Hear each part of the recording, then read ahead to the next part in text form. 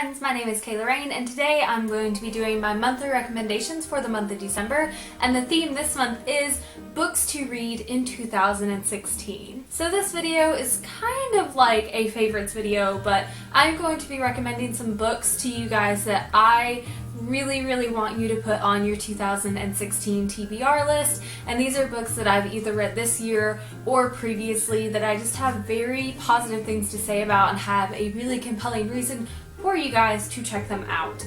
So Monthly Recommendations is a Goodreads group that everyone can participate in if you want to, and you can either do a monthly video or a monthly blog post recommending books based on each month's theme. So I will leave all the information for that in the down bar below, as well as Trina's channel because she's the co-creator of this group.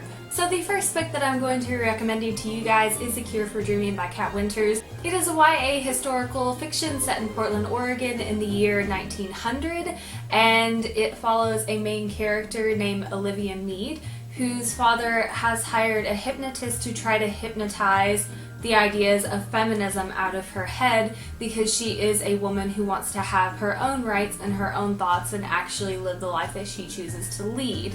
Her father is not a big fan of this, nor are many other men in the town, so this book really follows some of the things that young women face during that time and also kind of challenges some of those ideas that we still face today about feminism. I really love this book. I think that Kat Winters did such a fantastic job introducing all of these themes into the setting and just making it such an enjoyable read that I think anyone could really get into this.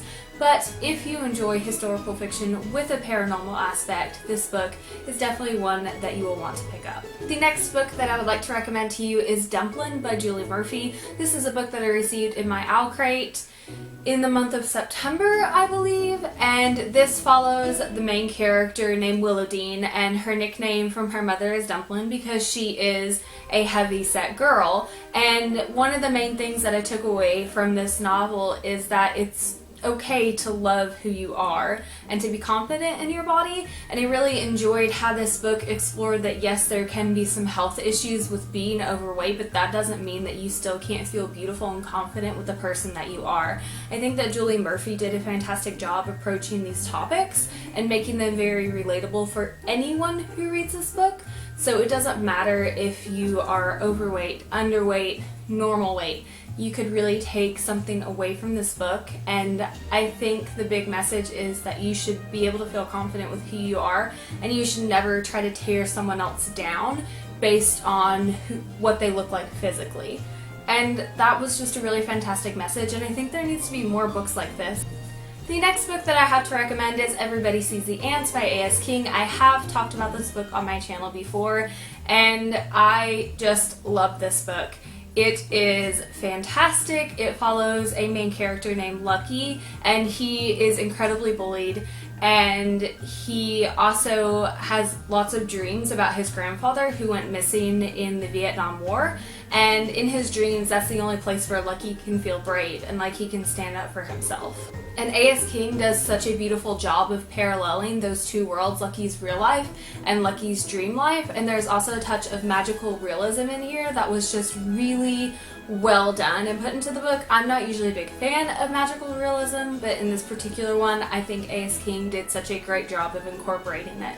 This is one of those books that I would like to recommend to everyone who wants to read a book about bullying. I think that the way these topics were addressed were just done really well, as I've said with all the other books that I've talked about, but that's the reason I'm recommending these, because they were done well. These books have all received 5 out of 5 stars from me, and I cannot recommend them enough because there was something personal there that just resonated with me deeply that makes me want to recommend these to you. But this book is just stunning. I think that the characters written in it are really wonderful. They are very flawed, but that doesn't necessarily take away from the fact that they are real people. Obviously, they're not real people because they're fictional characters, but you know, they're just relatable because there are people like these in our lives that we have to face and deal with, and sometimes we are those people. So I think having those very realistic, relatable characters in there just made me more attracted to this book, and it makes me want to recommend it more because I feel like lots of people can really pick this up and feel a connection with it. Next, I have The Sisterhood of the Traveling Pants by Brashares. This is a very old school book. I think this came out in the year 2000 or maybe 2001, but this follows 4 main characters, Tibby, Lena, Carmen, and Bridget, and they are all lifelong best friends. They're teenagers, and this follows their first summer apart. And they find a magical pair of pants that fits all of them perfectly, and they ship the pants to each other with the stories on how their summer is going. This sounds like a light, fluffy contemporary, but it is so much more than that. This deals with real issues that teenagers face. This deals with real issues that adults face. You're going to encounter relationship issues, family issues, friendship issues, just so many different things in this book, and it's so beautifully done. This is by far my favorite YA contemporary ever, and I'm not sure that will ever change because I don't know that I'm ever going to feel like there have ever been better characters written in a contemporary book than in Brashares' Sisterhood of the Traveling Pants series. This is the first book in a 5-book series, and it is phenomenal.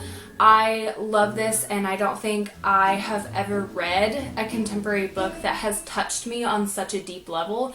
This is going to seem like an incredibly obvious choice, but I'm going to have to recommend Harry Potter and the Sorcerer's Stone or the Philosopher's Stone, depending on where you live or what editions you have. But if you have not yet read Harry Potter, let 2016 be the year that you read Harry Potter. This doesn't really need any explanation. I'm sure everyone knows what Harry Potter is about, and even if you haven't read the books, I'm sure you've watched the movies. But I am doing a reread of these as an adult. The last time I read this book series, I was 17 or 18, so still in that teenage range and very adolescent-minded. However, being an adult now, I'm picking up on so much more. So whether you're an adolescent or an adult, let 2016 be the year you pick up Harry Potter, because there's just so much to this book series, and there's a reason that it's as popular as it is. It's just so well written, the characters are fantastic, the storyline is wonderful, and just the lessons that you learn from this book. Please let 2016 be the year of Harry Potter for you if you haven't read it. And finally, I'm going to be recommending Vicious by V.E. Schwab.